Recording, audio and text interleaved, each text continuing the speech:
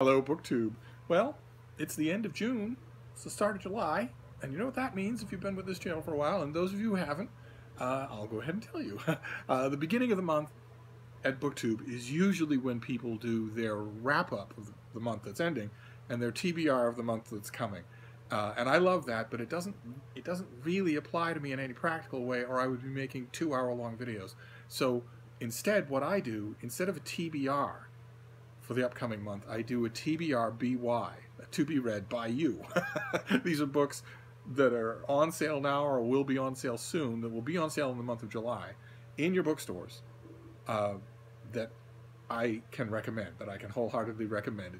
It's meant to be a kind of more socially acceptable version of me being right next to you in a bookstore saying, ooh, get that.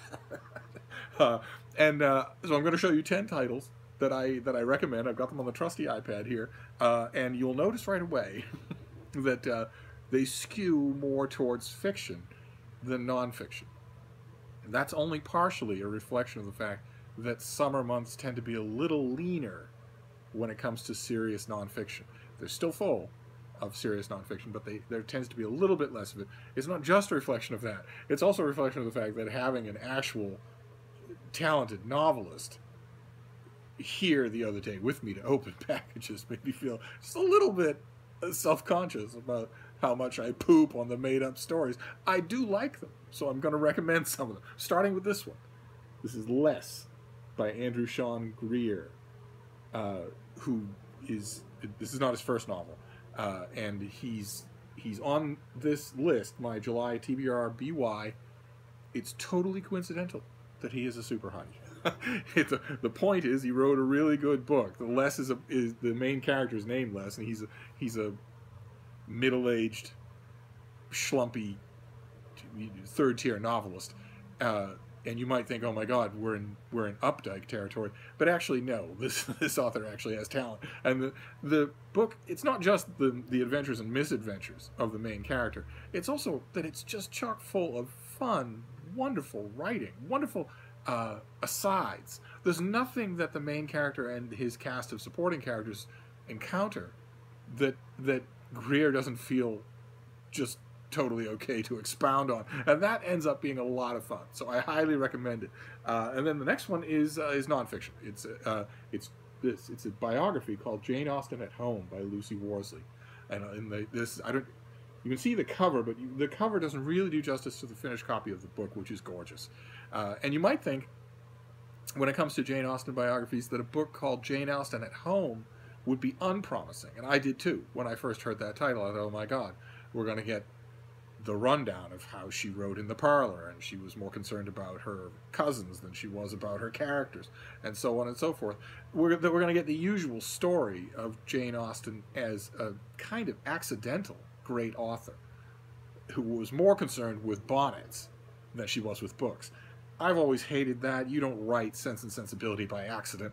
And I write for nothing, because Lucy Worsley actually has, this is actually a wonderful book about Jane Austen. There are Jane Austen books in every season of every year, and this one is actually worth your time. And has some really good insights into not only the life, but the works. Usually, when it comes to a Jane Austen biography, you have to be satisfied with either one or the other of those two, but not both. This one I can wholeheartedly recommend. Then the next one is fiction, but it's a classic, and I've been waiting to recommend it until it was out. I think I showed it on this channel before. It's wonderful. It's from Liverite. It's their new annotated version of Mary Shelley's Frankenstein. This is edited by Leslie Klinger, and there's an art to annotated classics. There's an art to doing it right as opposed to droning. And this version does it perfectly. Because, of course, the point you can usually make with an annotated classic is that the annotations are unnecessary. That's the whole point of it being a classic, is that you don't actually need 2 paragraphs on what a horse and buggy was like at the time. You don't actually need that. That's for interest. Some cases, that's less true than others. Like, for instance, an annotated version of Charles Darwin's Origin of Species is virtually necessary for the general reader who's coming to it cold. And a lot a lot of things in Frankenstein, a lot more. When I was reading this annotated version, I've read annotated versions before, and I always notice that there's a lot of stuff in Frankenstein that actually does benefit from annotation. And the annotations don't detract from the book at all. So if you haven't read Frankenstein, or if you know somebody, or you have read it and want to go at it again and want an excuse, a flimsy excuse, this is that excuse. The hardcover is gorgeous. So if you know somebody who loves it, this is the book for them. They're not gonna get it from you and say, well, I already have a copy. No, they're not gonna do that. Then the next one is another novel, and the premise will be very familiar to a lot of you. This is Lynn Freed. This is The Last Laugh. That is, of course, the island of Santorini on the cover in Greece. The book is yet another adaptation / retelling / update of Enchanted April. The premise is exactly the same. A group of older women who decide, we've paid our dues, we've been, we've had boorish bosses, we've had husbands, we've had children, we've done our duty by our social life, and now we're going to enjoy ourselves. Now we're going to buy in to a getaway house and leave everything behind. And of course, I'm sure you've seen not only Enchanted April, which if you haven't read, you should read right away, but also, there have been variations on that forever since Enchanted April came out, and in all of them, the fly in the ointment is the motor for the plot, which is that it doesn't go right, that you can't just walk away from your past, that the past catches up, and what ends up happening isn't that you have a life free of the past, it's that this gesture that you've made prompts you to re-examine the past, and you know all that ahead of time. The draw for this book is how wonderfully written it is, how wonderfully smart the writing is. You will love it, believe me. Give it one chapter in the bookstore. That's the most I will sanction. I can't stand people who stand there and read the whole book in the bookstore. But give it one chapter, either in a bookstore or as much of the book as you get for free from the ebook as you get for free. Give it just a little bit and you'll see what I mean. I'd be willing to bet you'll be convinced. The next one, also a novel, and as summer fizzy as you can get. This is a favorite of mine. I won't mince words. This is the great Julie Garwood, and this is her new book, Wired, about a hotshot FBI agent who is trying to track down a Snowden-style leaker inside the agency, and he does the very worst thing in the world to do that. He decides to conduct an off-books, kind of clandestine investigation of who this person might be and what connections they might have to what other organizations. And the reason that's a bad idea, of course, is because it leaves you on the hook. You could be called the person themselves. And he enlists the aid of a creature that doesn't exist in real life, but that since Girl with the Dragon Tattoo has become a staple of fiction. And that creature is the sexy female hacker. I have talked to many hackers, male and female, and they are all perfectly willing to admit to me, once they've brushed the Doritos chips off their mouth, that such things don't exist. It's like a married bachelor. It's not an actual category. But anyway, fiction would be lost without sex bombshell hackers, and this book has one. And Julie Garwood, I don't know what to say about her except, boy, oh boy, does she know what she's doing. You have to check your expectations at the door. She just wants to entertain you, but she cannot fail to entertain you if you give her a chance. This is just a fantastic book. It's in hardcover, but it's a romance that I'd recommend, even though there are no Regency period rakes anywhere in sight. The next one is also historical. It's a historical novel, and this author doesn't get the distribution that I wish. This is M.J. Trow, The 11th Hour, and it is the latest in an ongoing series of murder mysteries starring Christopher Marlowe, which has at least the benefit of a tiny sliver of believability. So we know that Marlowe was active in the Elizabethan Secret Service. We don't have any idea the extent of it, but we know that he was, which is more of a justification than you get with almost any historical protagonist in a murder mystery series. Almost any. There are half a dozen going now that have Pliny the Elder, Benjamin Franklin, Jane Austen, Josephine Tay. When with characters like that, there isn't any connection that would allow you have to just suspend your disbelief. But Marlowe actually was a spy, at least a little bit. We know that he was. And in this book, Sir Francis Walsingham, the Queen's among one of her chief ministers, and a sourpuss of the First Water, and also what we would later call her spy master, dies suddenly, and the people in his spy network want to investigate who's responsible, and of course they tap our man Marlowe. And these books are really good. Yeah, I don't think I've ever seen one in a bookstore, but they're really good. And also the author takes pains to make sure that you can jump in at any point. So you can start with this book. And if Marlowe or the Elizabethan period interests you, definitely do it. Give the series a try. And the next one is another novel. This is a post-apocalyptic novel of one of the strangest kinds that I have ever seen, at least for the first two-thirds. The final third, it verges more towards conventionality the longer it goes. But even then, the writing is so good. This is David Williams' When the English Fall.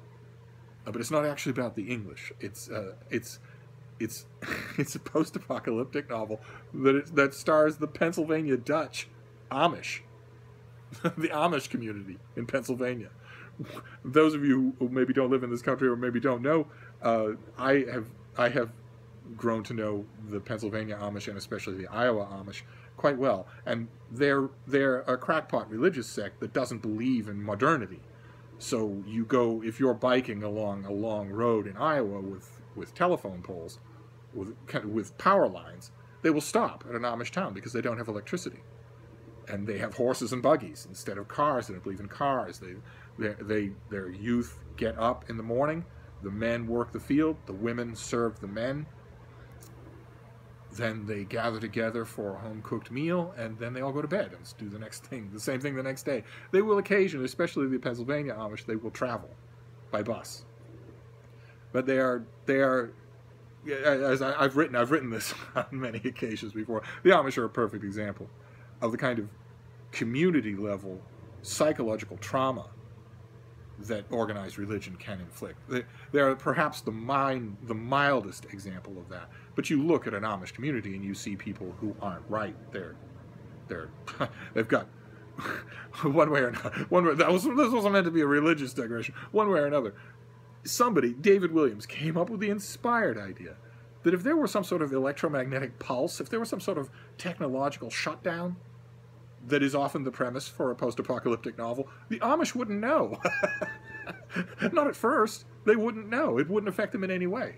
They would only later learn, when the rest of the world learned, that their enclave works perfectly fine, and always has, without modern power, without modern conveniences. And that's exactly what happens in this book. And it's I admit, a bit of a thin hook to hang a whole novel on. But again, as with The Last Laugh, it's the writing that does it. The writing here is just so good that you'll be swept along. You really will be. We're going to keep going here. The next one is nonfiction. It's not only nonfiction, but it's Tudor nonfiction. This is The Hidden Lives of Tudor Women by the great Elizabeth Norton, who did a great book on Elizabeth I last year, or maybe the year before. And the title of the American version here is a bit of a misnomer. It's not The Hidden Lives, really. It's just The Lives of Tudor Women, which was the UK title of the book.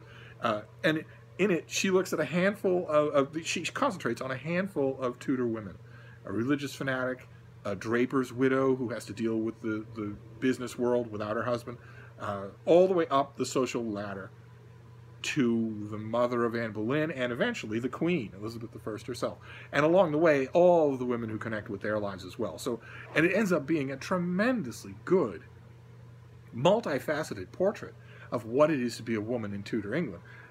I loved it. I reviewed it at length for the July issue of Open Letters, and I can't recommend it strongly enough. So if you're interested in the period, or if you're also, even if you're not interested in Tudor England, if you're interested in how women lived at any period of history, this is a great, broad-scale portrait of how women lived. All kinds of social levels of women lived in a distant era.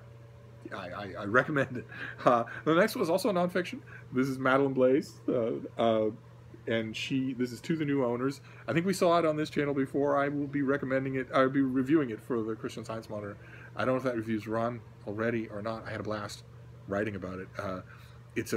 as you might tell from the title, it's a memoir of a family in a ramshackle home on Martha's Vineyard that eventually decide, for a number of different reasons, to leave it and to put it on the market. And of course, the new owners don't know anything about its history, and it's not an actual letter, but the book is kind of a look back at the history that house lived through on the vineyard. The famous people, the not so famous people, the idiosyncrasies, the rainy days, the dogs, and it's incredibly well written and touching. It's especially a recommendation if you know somebody or you yourself have ever spent any time on Martha's Vineyard. Then you really have to have this book. It's kind of there's a small shelf of must-have vineyard books, and this is one of them. So I recommend it in that regard. And then the next one is the last one, also a nonfiction work. This is by Elaine Hayes, and this is This is Queen of BeBop, the musical lives of the great Sarah Vaughan, which is wonderful. Sarah Vaughan this is the closest thing we've had so far to a truly great biography of Sarah Vaughan, and takes a wonderful approach, which is the previous biographical studies of her that I have read, either full-length or articles, have tended to look at her in social terms, which is fine. That's fine, and it's very interesting, and she looked at herself that way a lot of the time. But to me, the fascinating parts of her are professional. Not just, looking hard at her own business, but also understanding on a purely technical, practical level how much more talented she was than most of the people around her. And it was a time of titans, and she just stands out. And this book does all that really well. So if you're at all interested, then this is a thing to get. And that's it. So that's our July TBR BY. Of course, in the month of July, we'll talk about a whole lot more books than this. There are an endless number of them. But these 10 I can recommend. I strongly do recommend them. And I'll try to remember. I really will try to remember to list them down below. And that's it for now. I will see you soon. Thank you, BookTube.